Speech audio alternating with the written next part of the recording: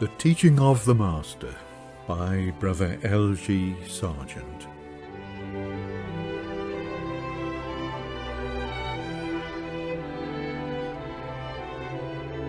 Section 5, Living in God. Chapter 1, The Magnet of the Heart. Matthew 6, verse 19 to 23. Lay not up for yourselves treasures upon the earth, where moth and rust doth corrupt, and where thieves dig through and steal. But lay up for yourselves treasures in heaven, where neither moth nor rust doth corrupt, and where thieves do not dig through nor steal. For where your treasure is, there also will your heart be. The lamp of the body is the eye. If therefore thine eye be single, thy whole body shall be full of light. But if thine eye be evil, thy whole body will be dark. If therefore the light that is in thee be darkness, the darkness, how great it is. The underlying theme of Matthew chapter 6, verse 1 to 18, has been that the true and eternal reward can only come as the result of a life of communion with God. And this leads on to a new section in which the reward is contemplated as the true treasure of life.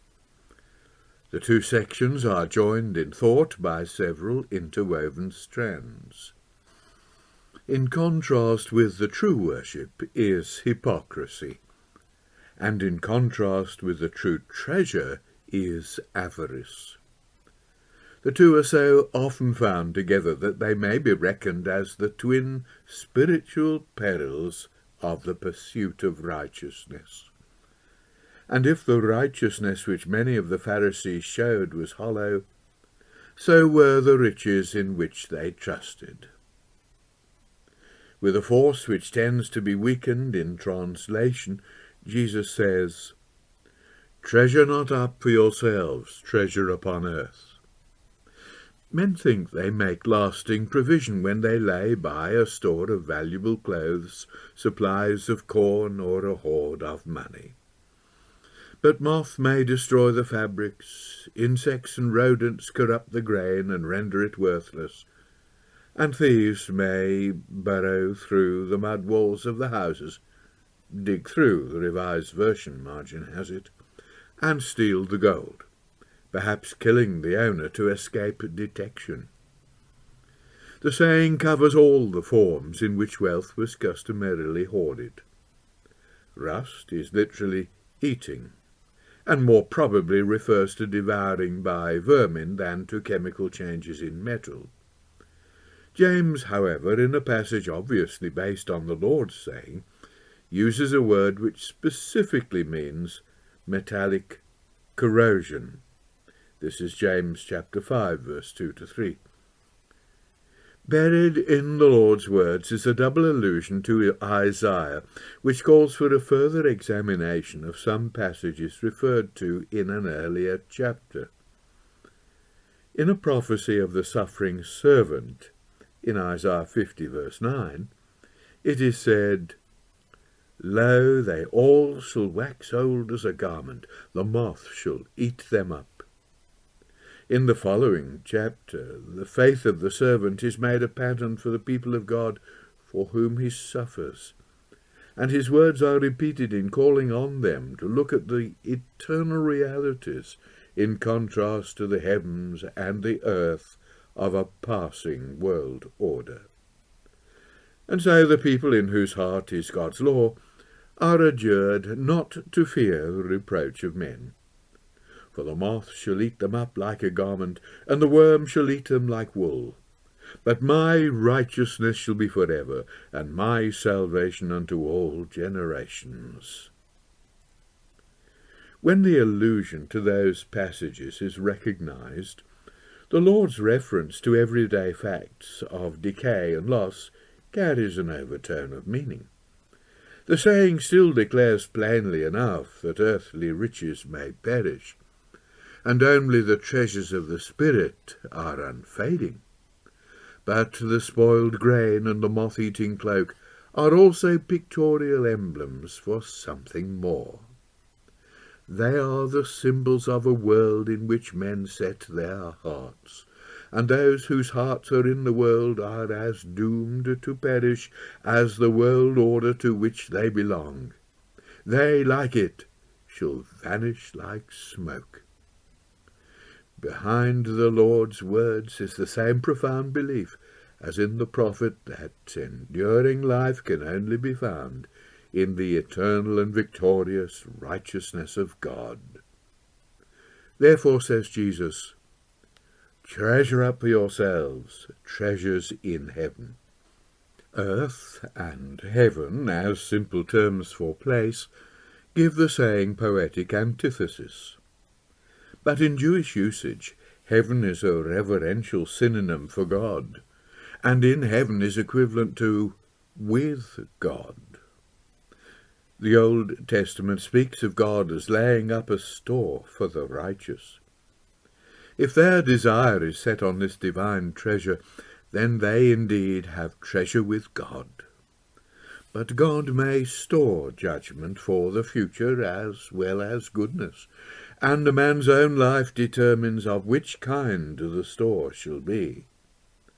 So men may be said to lay it up by their own action. Riches profit not in the day of wrath, but righteousness delivereth from death. For this reason James, in the passage quoted above, tells the godless rich, Ye have laid up your treasure in the last days. James 5 verse 3, Revised Version.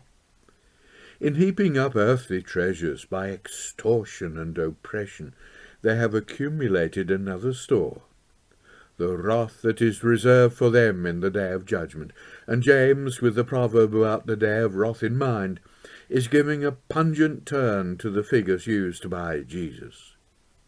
It is another example of the rich elusiveness of Scripture, in which streams from two sources can merge in a single phrase.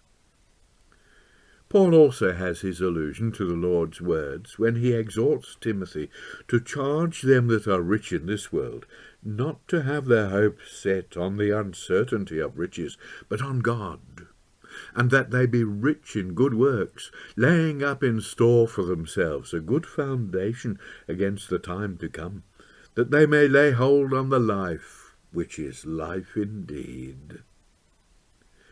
Not only does God lay up treasure for those who are God-fearing, but they are a treasure to him. They shall be mine, he says, in the day that I do make even a peculiar treasure. This is the kernel of Malachi's message, that the true Israel are they that fear the Lord, and who alone are written in his book of remembrance. And it deliberately recalls the use of the same expression at the beginning of Israel's national history.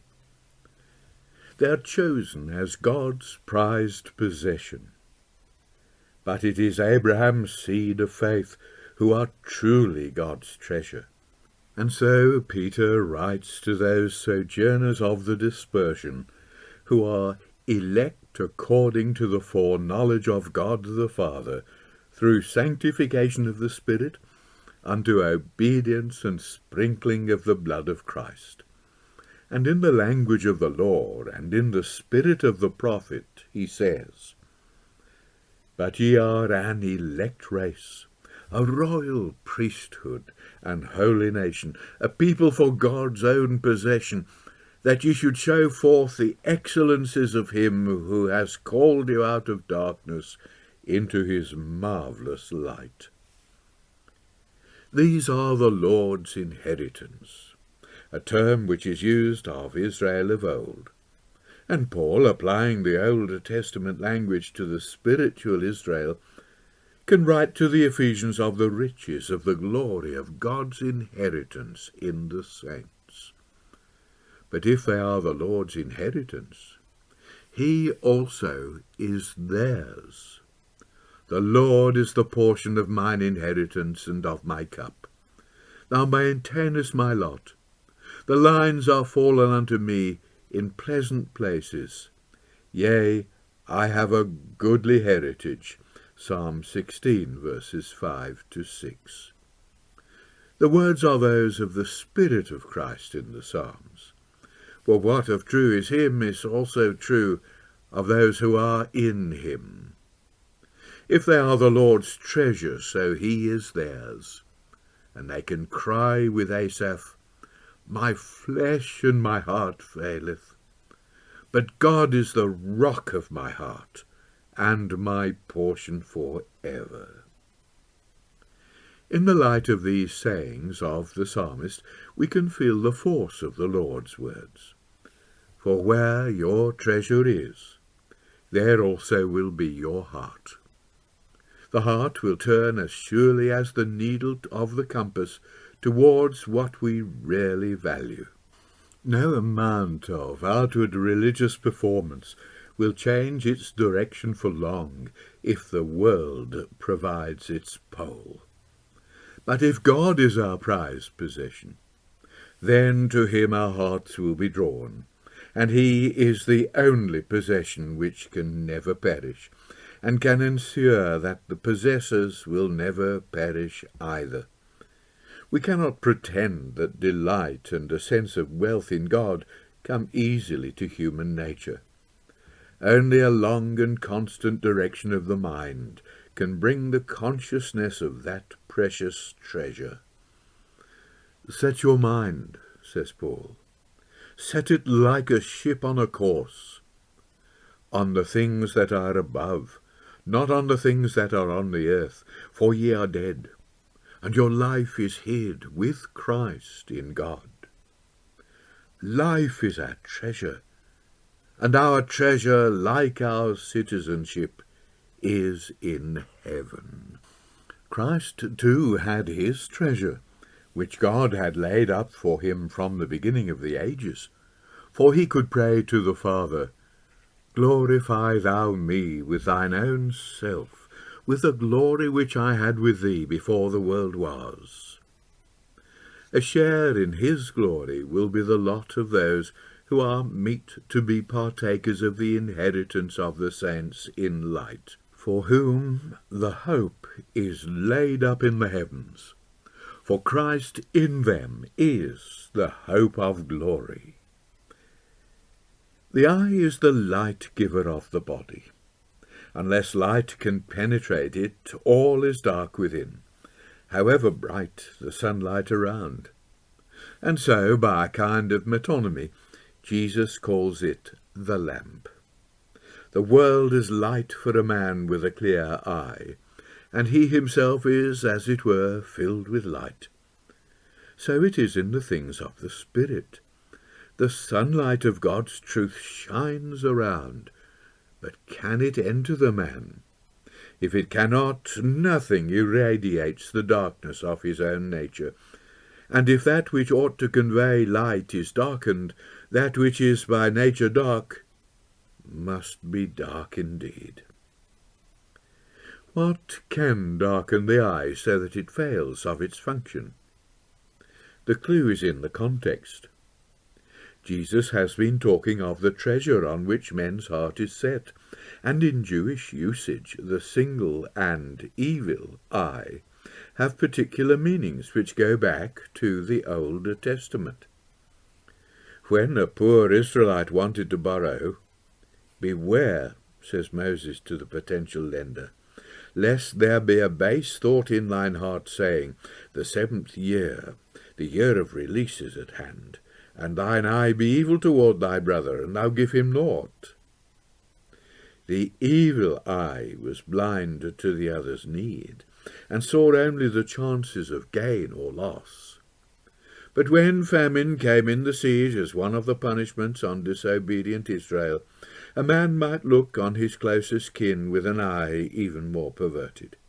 He might be driven to a dreadful greed. His eye shall be evil towards his brother, so that he shall not give any of them of the flesh of his children whom he shall eat. Desire for possession is the motive which corrupts the eye. He that hath an evil eye hasteth after riches. Greed leads to envy, and envy to treachery. Eat not the bread of him that hath an evil eye, for as he reckoneth within himself, so is he. Eat and drink, saith he to thee, but his heart is not with thee. On the other hand, he that hath a bountiful margin good eye shall be blessed, for he giveth of his bread to the poor. In the New Testament, an evil eye is one of the defilements coming from within, out of the heart of man. And when the householder in the parable rebukes the labourers who grudge the late-comers equal pay, he says, Is thine eye evil, because I am good? Are they greedy and envious, because he is generous? The evil eye results from an attachment to earthly treasure, which corrupts the spirit and blinds the heart. The good or single eye, on the other hand, is that of the liberal man, whose vision is unclouded by greed, and his mind not divided by envy. And so singleness becomes a New Testament term, and especially a Pauline term, for liberality. In Luke 11, verses 33 to 36, a familiar saying is found in the discourse which follows the Lord's refusal to give a sign other than the sign of the prophet Jonah. The generation who sought a sign when they had him in their midst were condemned by the example of the Ninevites and the Queen of Sheba. If they had not been blind, they would have no need to make the request. If they could not see the living sign, it was because they themselves were full of darkness, and the organ which should let light into them was diseased. In this context, single and evil must have a wider meaning. They were blinded by jealousy rather than by a niggardly spirit. But in Matthew the words form a bridge between the saying about treasure and the warning against mammon.